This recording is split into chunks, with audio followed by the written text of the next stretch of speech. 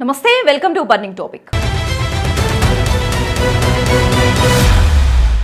ఆశకు అంతు లేదు, ఆకాశానికి నిచ్చెన లేదు అన్నట్లు అమెరికా వెళ్లి సెటిల్ అవ్వాలని ఆశపడ్డ ఐటీ నిపుణులకి ఇప్పుడు ఆ నిచ్చెనను ఎవరో తీసేసినట్లు అనిపిస్తోంది. అప్పట్లో అమెరికా వెళ్తే రాజభోగం అనుకునేవారు, కానీ ఇప్పుడు అమెరికా వెళ్లాలంటేనే ప్రాణ సంకటం అనేలా పరిస్థితులు మారుతున్నాయి. భారతీయ ఐటీ రంగాన్ని వణికిస్తున్న ఆ బిగ్ షాక్ ఏంటో తెలుసుకోవాలంటే లెట్స్ వాచ్.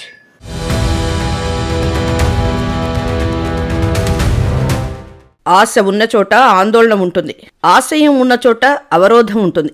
సరిగ్గా ఇప్పుడు అమెరికాలోని భారతీయ ఐటీ నిపుణుల పరిస్థితి ఇలాగే ఉంది. ఇన్నాళ్లు సాఫీగా సాగుతున్న సాఫ్ట్వేర్ కలలపై ఒక్కసారిగా నీలినీడలు కమ్ముకున్నాయి. అమెరికా అంటేనే అవకాశాల గని అనుకున్న వారికి ఇప్పుడు ఆ గని తలుపులు మూసుకుపోయే ప్రమాదం కనిపిస్తోంది. ఫ్లోరిడా నుంచి వినిపించిన ఒక గొంతు ఇప్పుడు లక్షలాది మంది భారతీయుల గుండెల్లో రైళ్లు పరిగెత్తిస్తోంది.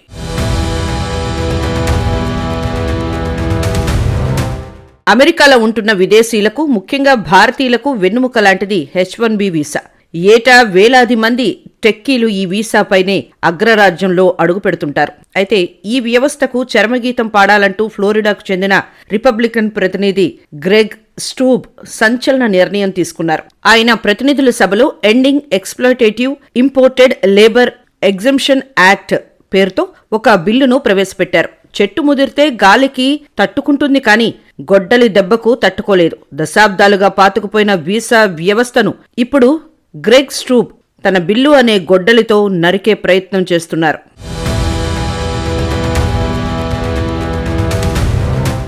అమెరికా ఇమిగ్రేషన్ చట్టాల్లో సమూల మార్పులు చేయడమే ఈ బిల్లు లక్ష్యం. దీని సారాంశం ఒకటే: H-1B వీసా ప్రోగ్రాంను పూర్తిగా రద్దు చేయడం. గ్రెగ్ స్టూబ్ వాదన ప్రకారం ఈ వీసా విధానం వల్ల అమెరికా పౌరుల కంటే విదేశీ కార్మికులకే ఎక్కువ ప్రాధాన్యత లభిస్తోంది. ఇది అమెరికా ప్రయోజనాలకు విరుద్ధమని ఆయన బలంగా నమ్ముతున్నారు. స్థానిక అమెరికన్లకు దక్కాల్సిన ఉద్యోగాలను విదేశీయులు తక్కువ వేతనాలకే చేస్తున్నారని, దీనివల్ల స్థానిక నిరుద్యోగం పెరుగుతోందని ఆయన వాదన.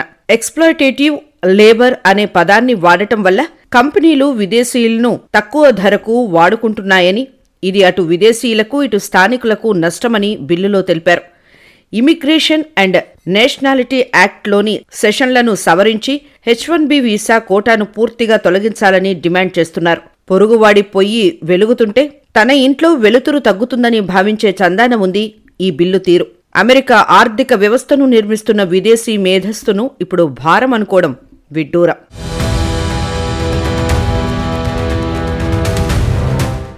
ప్రస్తుతం అమెరికాలో ఉన్న H-1B వీసాదారుల్లో దాదాపు 70-75% మంది భారతీయులే. గూగుల్, మైక్రోసాఫ్ట్, అమెజాన్ వంటి దిగ్గజ కంపెనీల నుంచి చిన్న స్టార్టప్ల వరకు భారతీయుల మేధస్సు కీలకం. ఒకవేళ ఈ బిల్లు చట్టంగా మారితే లక్షలాది మంది భారతీయ ఐటీ నిపుణులు వెంటనే స్వదేశానికి తిరిగి రావాల్సి ఉంటుంది. అమెరికాలో గ్రీన్ కార్డు కోసం వేచి చూస్తున్న వారి కలలు కల్లలవుతున్నాయి. భారతదేశానికి అందే రెమిటెన్స్ అంటే విదేశీ మారక ద్రవ్యం భారీగా తగ్గుతుంది. ఇప్పటికే లే ఆఫ్స్తో ఐటీ రంగం అల్లాడుతుంటే ఇప్పుడు ఏకంగా వీసా రద్దు బిల్లు రావటం గోరు చుట్టుపై రోకలి పోటులా మారింది.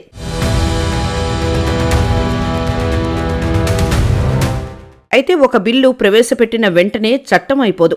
దానికి ప్రతినిధుల సభలో, సెనేట్లో ఆమోదం లభించాలి. ఆపై అధ్యక్షుడి సంతకం కావాలి. అమెరికా ఆర్థిక వ్యవస్థలో ఐటీ కంపెనీల పాత్ర చాలా పెద్దది. విదేశీ ప్రతిభ లేకపోతే సిలికాన్ వ్యాలీ కుప్పకూలుతుందని టెక్ దిగ్గజాలు గగ్గోలు పెడుతున్నాయి. గ్రెగ్ స్టూబ్ వాదనలో అమెరికా ఫస్ట్ అనే నినాదం స్పష్టంగా కనిపిస్తోంది. భారతీయుల కంటే తమ పౌరుల ఆర్థిక భద్రతే ముఖ్యం అనేది రిపబ్లికన్లోని ఒక వర్గం గట్టి నమ్మకం. అరటిపండు ఒలిచి చేతిలో పెడితే తినేటట్లు టెక్నాలజీ ప్రపంచాన్ని శాసిస్తున్న భారతీయుల విలువను గుర్తించకుండా కేవలం రాజకీయ ప్రయోజనాల కోసం ఇలాంటి బిల్లులు తేవడం వినాశకాలమే అవుతుంది.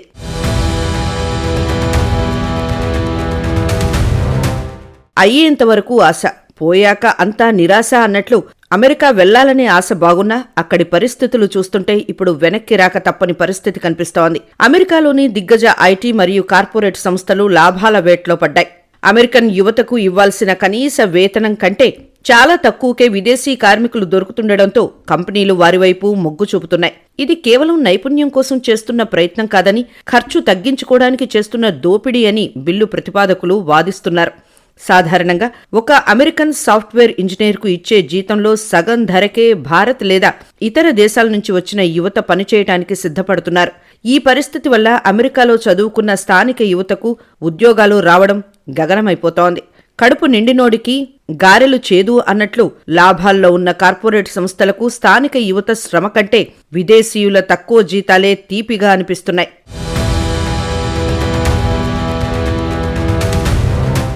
ప్రస్తుతం ప్రతిపాదిస్తున్న ఈ కొత్త బిల్లు ప్రధాన లక్ష్యం అమెరికా ఫస్ట్. అమెరికన్ డ్రీమ్ అనేది కేవలం విదేశీయులకు మాత్రమే కాదు, ప్రాథమికంగా తమ దేశ పౌరులకే దక్కాలని అక్కడి రాజకీయ నాయకులు గట్టిగా నమ్ముతున్నారు. ఈ దోపిడీని అరికట్టకపోతే భవిష్యత్తులో అమెరికా ఆర్థిక వ్యవస్థ కుప్పకూలుతుందని వారు హెచ్చరిస్తున్నారు.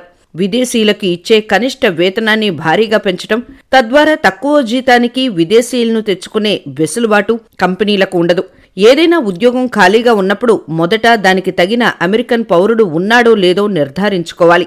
లాటరీ విధానం కంటే నైపుణ్యం, అత్యధిక వేతనం ప్రాతిపదికన వీసాలు మంజూరు చేయటం, ఇల్లు కాలిన తర్వాత బావి తవ్వినట్లు కాకుండా ముందే మేల్కొని తమ దేశ యువత భవిష్యత్తును కాపాడుకోవాలని అమెరికా ప్రభుత్వం భావిస్తోంది.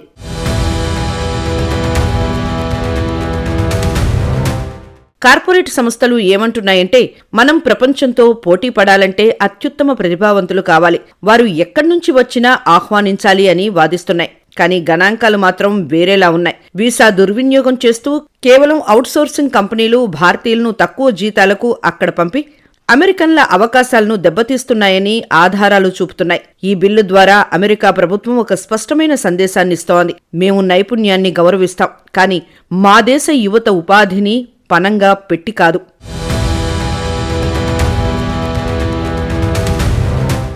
మరోవైపు H1B వీసా తీసుకుంటున్న వాళ్లలో 80% పైగా భారతీయులు, చైనీయులే ఉన్నారు. ఇటీవల ట్రంప్ ప్రభుత్వం ఈ వీసాకు సంబంధించిన రూల్స్ ను కఠినతరం చేసిన సంగతి తెలిసిందే. కొత్త వీసాలపై $1,00,000 భారీ రుసుమును విధించింది.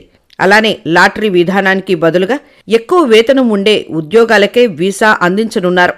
తక్కువ జీతం లేదా ఎంట్రీ లెవెల్ ఉద్యోగులకు మాత్రం వీసా ఎంపిక ప్రక్రియలో ప్రాధాన్యం తక్కువగా ఉంటుంది. ఫిబ్రవరి 27 నుంచే ఈ రూల్ అమల్లోకి రానుంది. అయితే ఇప్పుడు H1B వీసా కార్యక్రమాన్ని రద్దు చేసే బిల్లును ప్రవేశపెట్టడంతో అమెరికాకు వెళ్లాలనుకునే, అలాగే అక్కడ ఉంటున్న భారతీయ ఐటీ నిపుణులు ఆందోళన చెందుతున్నారు.